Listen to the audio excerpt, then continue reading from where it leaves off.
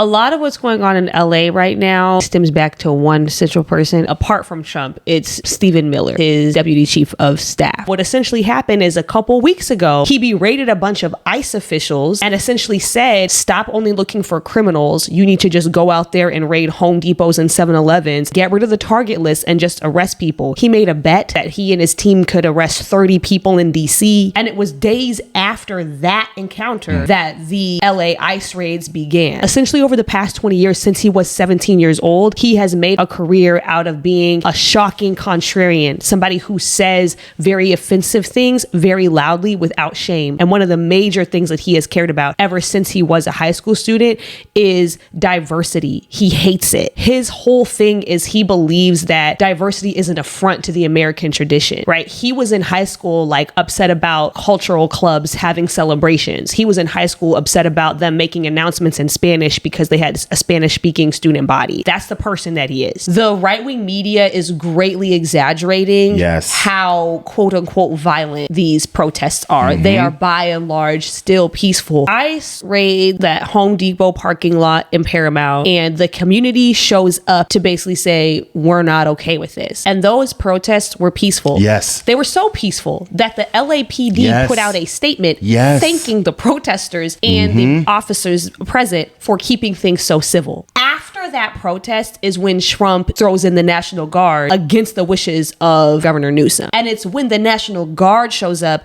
that the civil unrest starts to ramp up. There were reports back in Trump's first term, and this might shock you, Trump was the one trying to tell Stephen Miller to reel it in. Take a second to process the words that I just said. People like Stephen Miller, they are all over this current administration. They're not going away. Every policy decision, they will be in those rooms impacting every decision and thought process.